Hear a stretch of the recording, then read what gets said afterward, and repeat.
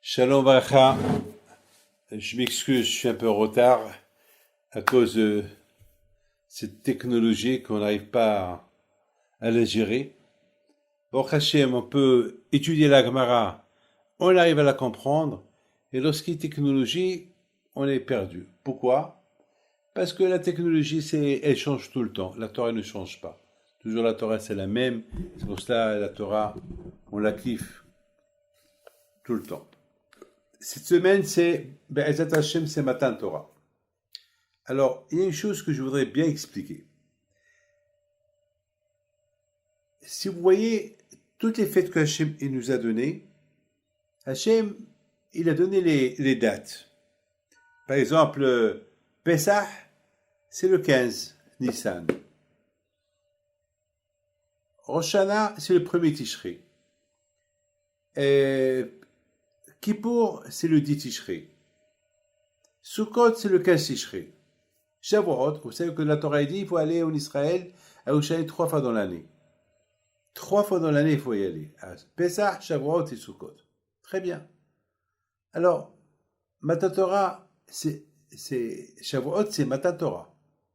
Mais c'est pas écrit dans la Torah qu'on fête la fête de Shavuot à cause de Matan Torah. Non.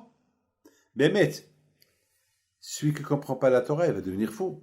Parce que la Torah nous dit, dès qu'on a quitté l'Égypte, comptez 7 semaines et c'est la fête. Attends, une seconde, on va compter 7 semaines, 49 jours de Homer, et après c'est la fête. Quoi, c'est la fête des semaines ou quoi? Et c'est quoi, une fête de quoi? Vous savez qu'on ne peut pas faire une fête comme ça sans raison. Il faut que la fête... Alors c'est la fête de Matan Torah.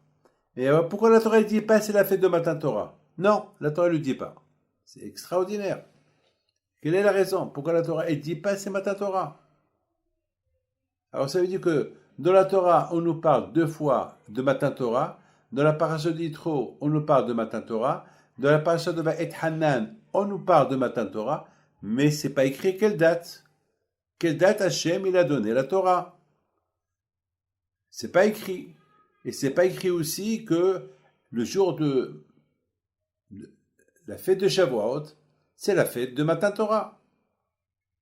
Quelle est la raison? Pourquoi? Le contraire. Toute la raison pourquoi Hachem il a libéré les Juifs de l'Égypte pour leur donner la Torah. Alors très bien. Alors il y a une date. Lorsque quelqu'un veut se marier, il a une date. Il se prépare pour le mariage. Le Brit Mila a une date. Après 8 jours. Le mariage, il y a un calendrier. On a un rendez-vous avec le banquier. Il y a une date, il y a une horaire, il y a un calendrier. On va signer une affaire. Il y a une date. On ne dit pas juste une affaire avec une date indéterminée. À chaque chose, il y a une date. Surtout on parle de Matan Torah, il y a une date. Non, la Torah ne donne pas de date. Vous savez, cette semaine, je me suis posé une question cette semaine. On était à table, Shabbat, et on n'a pas compris pourquoi Akadosh Baruch Hu, il a voulu que Yaakov Abinu, il se marie avec 2 sœurs. Alors, on sait très bien que c'est interdit de marier 2 sœurs. Elle a marié Léa, Rachel et Léa. On sait très bien que Yaakov Abinu, il a respecté toute la Torah. Il a respecté toute la Torah. Et Laban Garti, Vetariak Mitzvot Shamati. J'ai habité avec Laban et j'ai respecté les 613 mitzvot. Or, c'est un mensonge. Hashu Shalom. Dans la Torah, c'est écrit qu'on n'a pas le droit de marier 2 sœurs. Alors, comment Yaakov Abinu dit j'ai respecté la Torah, Tariak Mitzvot, chez Laban, et j'ai respecté 613 mitzvot. Mais non, il a marié 2 sœurs chez Laban. Il a pris les 2 filles de Laban, il les a mariées. Alors, il y a ceux qui disent que, étant donné qu'ils n'étaient pas encore convertis, alors ils ne s'appelaient pas... ça veut dire que lorsque ils se sont convertis, alors ils sont comme des filles, ils ne sont pas des sœurs. Vous savez très bien, lorsque quelqu'un, il se marie avec, vous savez, lorsque quelqu'un il se marie avec une convertie, eh ben, cette convertie-là, elle est plus qu'elle était avant. Elle est maintenant la fille d'Abraham Abinu. On ne peut pas l'appeler une Goya. On ne peut pas l'appeler une étrangère. Non, elle est maintenant la fille d'Abraham Abinu. Elle est la fille de Sarah Imenu. Alors, il y a ceux qui disent que le fait que il faut savoir que Rachel et Léa, ils n'étaient pas juifs. À l'époque, il n'y avait pas des juifs. Donc, ils étaient des non-juifs.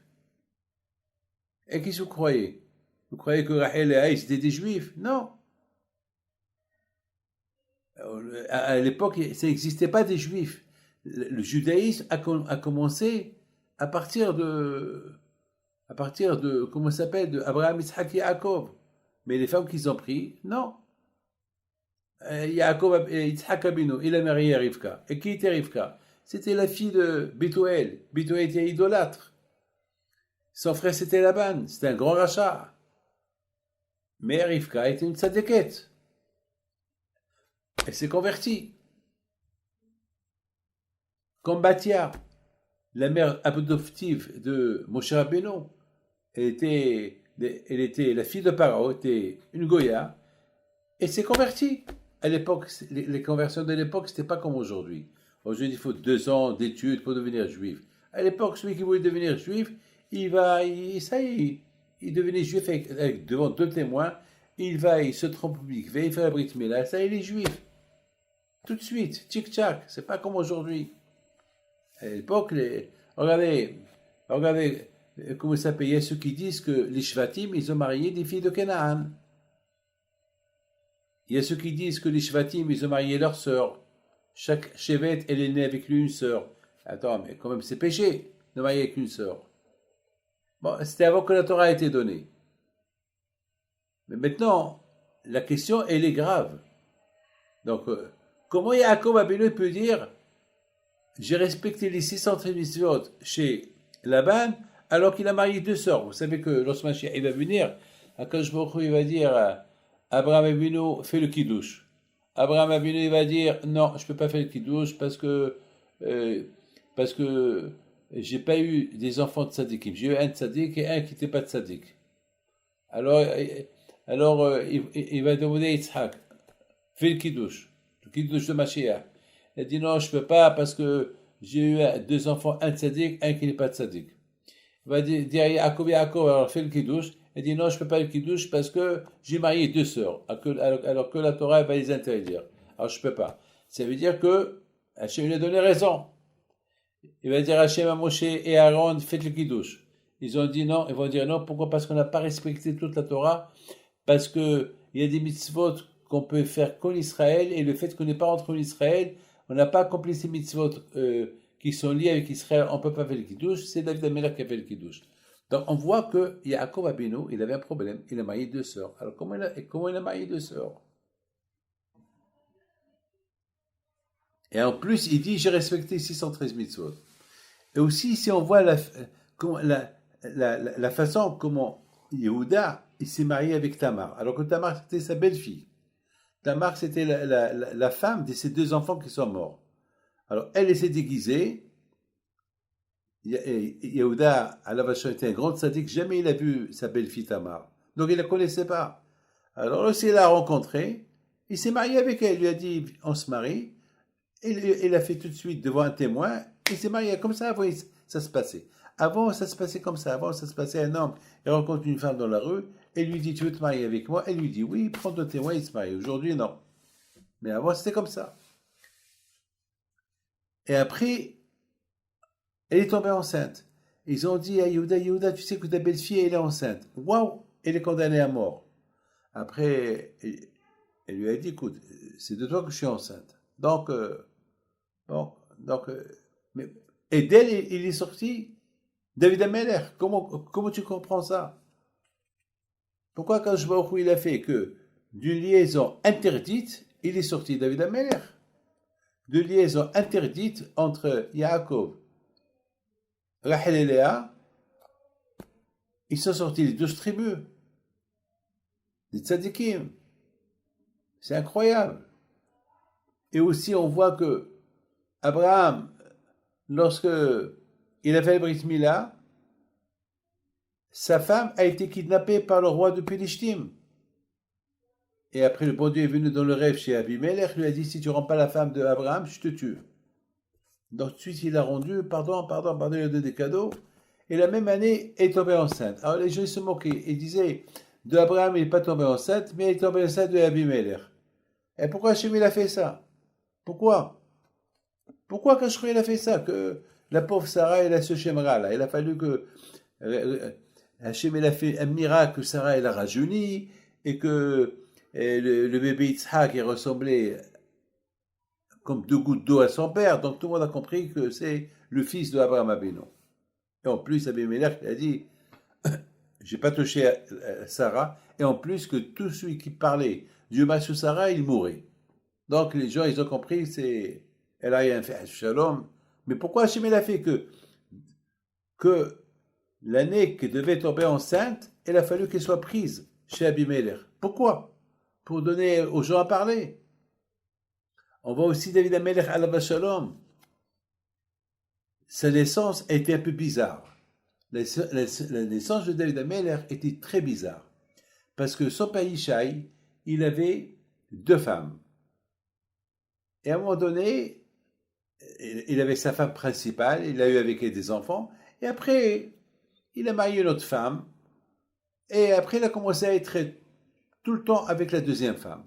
Alors, un jour, elle est venue chez lui, la première femme de Ishaï chez la deuxième femme, elle lui dit, je t'en prie, ça ne te dérange pas, ça fait longtemps, j'ai pas été avec mon mari, est-ce que moi, j'ai un sentiment que je vais avoir un grand sadique si je vais avec lui. Alors elle dit, alors, elle a fait avec elle comme qu'elle a fait Rachel et Léa. Comme Rachel, elle a donné sa place à Léa. Alors elle aussi, elle a donné sa place à la servante, elle a donné, la deuxième femme, elle a donné sa place à la première femme. Et voilà, la première femme est tombée enceinte. Alors, Yisha, il lui dit, tu es enceinte? Avec qui tu as été? Alors, c'est un bâtard.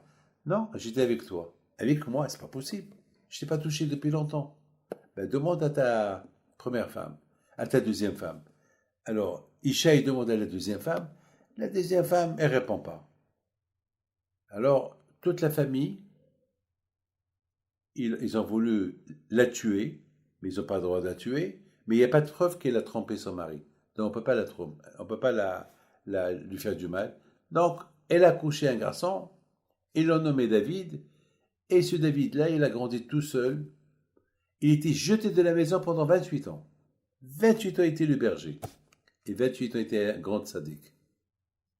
28 ans de souffrance. Et chaque fois sa mère, elle lui disait, mon fils, un jour tu vas grandir, un jour tu seras roi, Hachem t'a choisi, n'aie pas peur, tu souffres maintenant, un jour tu vas voir, tout le monde va te demander pardon. Bon, l'histoire est terminée. Hachem dit au prophète Shmuel d'aller chez Ishaï pour choisir un de ses enfants pour être le futur roi après Shaoul. Shmuel y va, tout le monde l'a accueilli, tout le monde était là, ils ont fait un festin. Et Shmuel Hanavi dit à Ishaï, je peux voir tes enfants? Parce qu'il y a un de tes enfants que Hachem il a choisi d'être un jour un futur roi. Et entre le premier et le deuxième, non, c'est pas lui, non, c'est pas lui, non. Après que tous les enfants sont passés, il lui dit, c'est tout ce que tu as. Attends, le bon Dieu m'a dit, un de tes enfants. Et il n'y a plus d'enfants. Elle dit, oui, j'ai un enfant, il est berger, il est rejeté. Vous connaissez son histoire? Non, je ne connais pas son histoire. Et il raconte son histoire à Shmuel Hanavi. Ah, ma femme, elle m'a trompé, je ne sais pas, elle est tombée enceinte, moi je ne l'ai pas touchée. Et après, il a dit, elle a pris la place de la deuxième femme, et je ne la crois pas. Et voilà. Mais je peux le voir. Et dès qu'il est rentré, David Amelech, dans la grande salle où il y avait toute la famille, Hachem il dit à Shmuel Hanavi, Shmuel, mais lève-toi, c'est le roi. Toi tu es assis, lui il est debout. Et tout de suite il s'est levé. Il avait, à l'époque il mettait dans les cornes des taureaux l'huile sacrée. Et l'huile sacrée qui était dans le corne du taureau, il est sorti de là-bas, il est tombé, il est parti directement sur la tête de David Ameller. C'est Hachem qui l'a couronné. C'est là que tout le monde a vu que David Ameller c'est un tzaddik. C'est là que tout le monde a vu. Alors, c'est que vraiment sa femme, elle est sainte. Ils lui ont demandé pardon, bien sûr. Bon, alors maintenant ma question, pourquoi David Ameller il fallait sortir de cette manière? Maintenant, on a beaucoup de questions. Pourquoi on n'a pas la date de la Torah? Pourquoi Yehuda il s'est marié avec Tamar d'une manière péchée? Pourquoi Yaakov Abinu, alav shalom, aussi, il a marié 2 femmes? Pourquoi Yitzhak Abinu, sa maman est tombée enceinte et qu'une fois qu'elle était prise chez Abimelech, d'une manière à faire Shemra sur Abraham, et après Hachem, il a prouvé à tout le monde que non, et Sarah, Shalom, jamais Abimelech l'a touché. Donc c'est des questions qu'on ne comprend pas.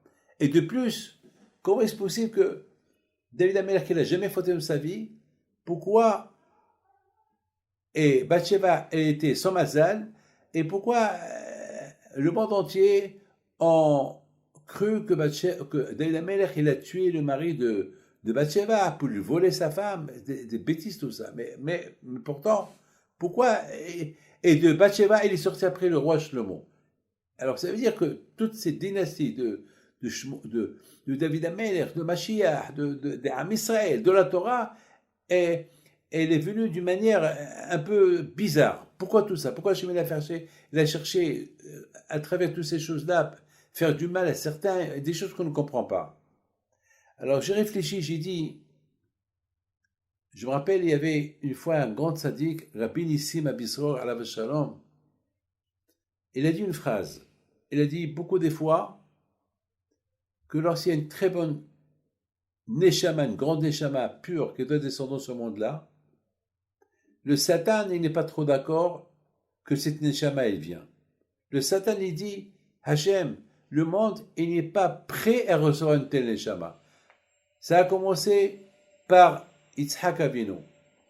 Lorsque Yitzhak Avinu, il devait venir dans ce monde-là, Abraham, le Satan, il a dit à Hachem, c'est pas possible, Yitzhak Avinu, c'est un des grands patriarches, il peut pas venir ici. Alors Hachem lui dit, écoute-moi, Satan, écoute-moi, je te comprends, mais il y a Esav. Si Yitzhak ne vient pas, alors Esav ne vient pas. Alors qu'est-ce que tu préfères, Esav ou Yitzhak? Ah non, je préfère Esav. Alors il faut que Yitzhak y vienne, parce que Yitzhak c'est le père. Et en même temps, il est sorti avec lui Yaakov. Vous avez compris? Comme ça, le Satan, il ne peut pas. C'est pour ça Yitzhak Abinu, il a eu 2 enfants. Et Yaakov et Esav. Pourquoi? Pour ne pas que le Satan, parce que c'est ce qu'il cherchait. C'est ce qu'il cherchait le Satan, Esav. Alors, surtout, Esav, il est sorti le premier. Et après, c'est Yaakov, il est sorti derrière lui. Ah, le Satan était surpris. Qu'est-ce qui se passe là? Eh ben voilà. Comme ça, quand je vais au coup, il fait tromper le Satan. Lorsque Hachem, il a vu que de Yaakov, ils vont sortir les 12 tribus. De Rachel, à l'origine, Yaakov Abinu, il partait que pour Rachel, pas pour Léa. Et de Rachel, il devait sortir les 12 tribus. Mais Hachem, il a compris que là aussi, le Satan, il va commencer à respecter, oui, pourquoi ces 12 tribus, qui sont les tribus d'Hachem, et le monde, il n'est pas apte, le monde n'est pas prêt. Qu'est-ce qu'il a fait Hachem? Il a fait que Yaakov Abinu, il s'est marié avec 2 sœurs interdites. Comme ça, le Satan, il va dire, c'est pas possible, c'est pas possible que ces 2 sœurs-là vont sortir des tzadikim. Non, il s'est tué. De même, lorsque Abraham Abinu, il a fait la Brit Mila, Hachem, il a fait d'une manière pour que le Satan ne crie pas, ne parle pas. Alors, il a fait qu'elle a été prise par Abimelech. Mais Abimelech, il ne l'a pas touché, il a commencé à crier. Donc, Hachem, il a fait avec lui un deal. Donc, s'il ne vient pas Yitzhak, il n'y a pas Esav. Mais on comprend comment Kajbaoku, il détourne le Satan.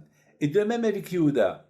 Yehuda, il devait sortir de lui, David Ameller, Mashiach. Hachem, il a fait d'une manière que il est parti avec sa belle-fille. Alors là, le Satan, il va dire, c'est pas possible. c'est pas de cette relation, il va sortir Mashiach. Donc, comme ça, Akadosh Baruch Hu, il a détourné l'intention du Satan. Encore une fois, David Amelech, alav shalom, on a vu aussi, comment il s'appelle, Amram qui était le père de Moshe Rabbeinu. Vous savez qu'Amram, il a marié sa tante, alors que la tante, c'est interdit de marier la tante. C'est interdit de marier une tante. Et lui, il s'est marié avec une tante. Comment est-ce possible? Et de cette tante-là, il est sorti Moshe Rabbeinu.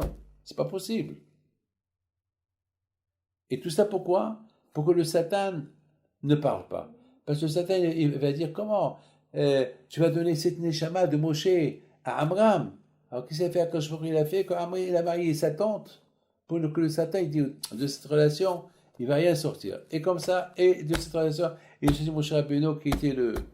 Mais Moshe Rabbeinu, une fois qu'il a grandi, il avait toujours peur. Il dit, comment, papa, il a marié sa tante, c'est interdit. Alors Hachem, il s'est dévoilé à Moshe Rabbeinu dans le buisson. Il lui a dit, c'est moi, Hachem, le Dieu de ton père, Amram. Ah! Donc Moshe Rabbeinu, il a dit comment Hachem, il fait le kavod à son père. Il a compris que son père, c'était un grand tzaddik, et il a compris qu'il fallait cette situation pour que le Satan ne parle pas. Très bien. Et voilà encore une fois, on a vu, mes amis, maintenant, on arrive vers David Amelech aussi. Akadosh Baruch Hu, pour ne pas que le monde, parce que de David Amelech, il va sortir Shlomo Amelech, qui va construire le Beth Amikdash, une grande neshama. Et de lui va sortir Mashiach. Vous savez que Shlomo Amelech aussi, il a marié une convertie, une femme de Ammon. Et regardez, même Boaz, il s'est marié avec Ruth. Et c'est de Ruth qui est sorti de David Amelech. Tout cela pour tromper, regardez, toute la famille de David Amelech, elle est venue d'une manière presque pas cachère.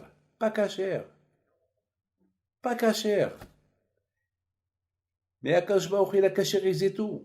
Tout cela pour faire tromper le Satan, parce que le Satan, il veut pas qu'on reçoive la Torah, qu'on vienne de Abraham, Yitzhak, Yaakov, qu'on vienne des Shvatim.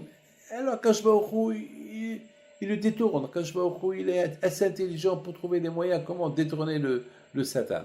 Et comme ça, David Amelech aussi. Bathsheba, c'est une tzadékette, c'était son mazal. Uriah l'a jamais touché.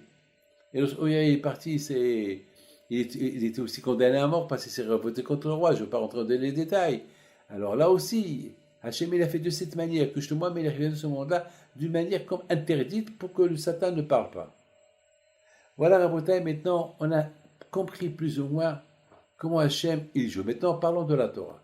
Si Hachem, il aurait écrit dans la Torah la date que la Torah va être donnée, alors le Satan, il va toujours crier. Il va dire, Hachem, si tu écris la date dans la Torah, alors ça veut dire que maintenant c'est un tampon officiel de la Torah pour Am Israël. Alors ils vont fauter. Comment tu peux faire une chose pareille? Alors qu'est-ce qu'il a fait à Akadosh Baruch Hu? Il n'a pas écrit la date quand est-ce qu'elle a été donnée, la Torah.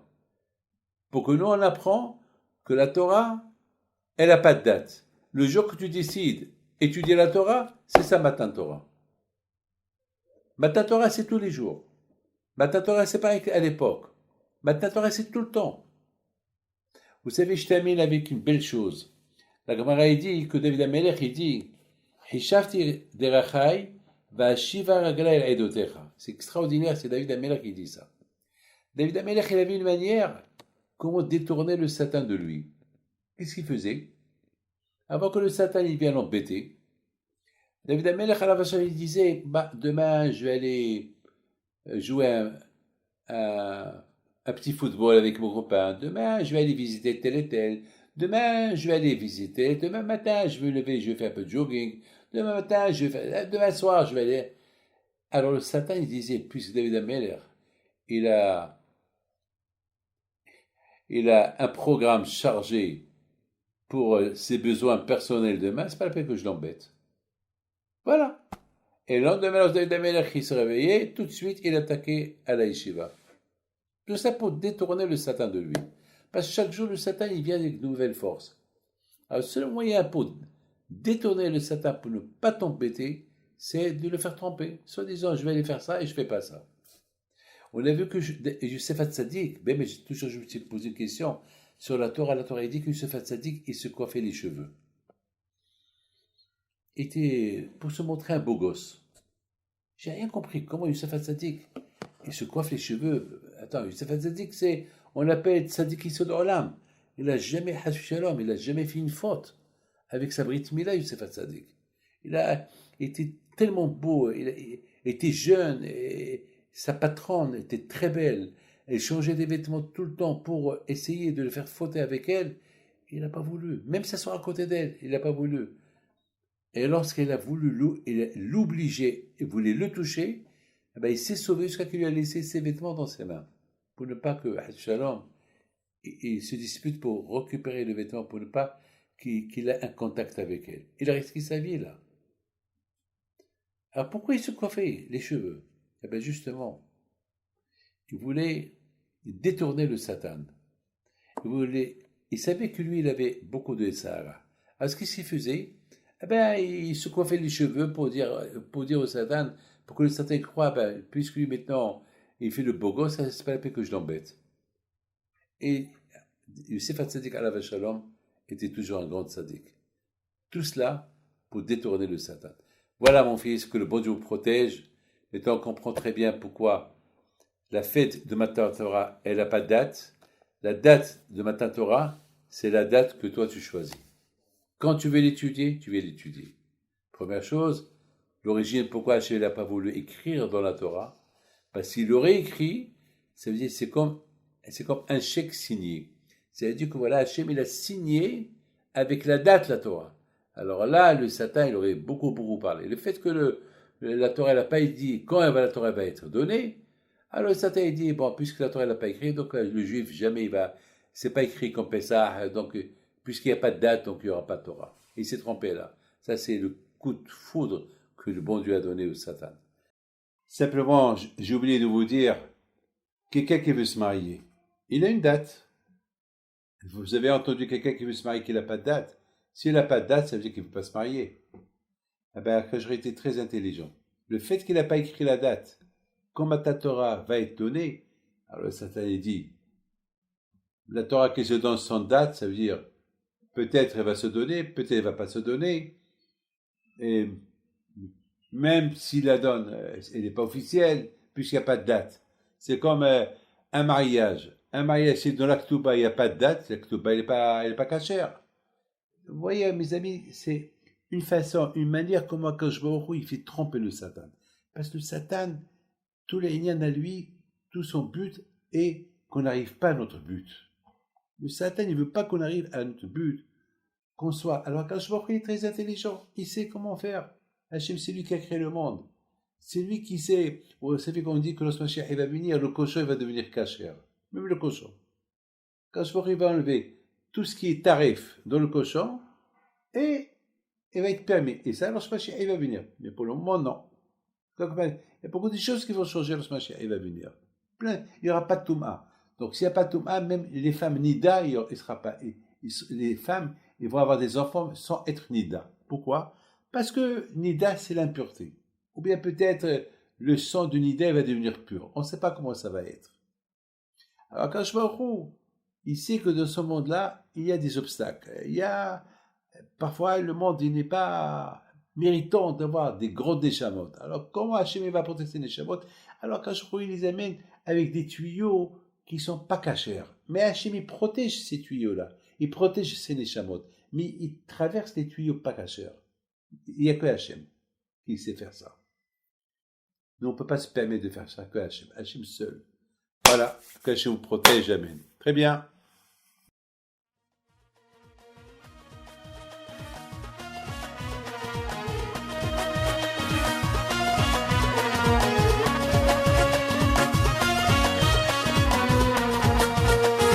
Non tu jenes zgartu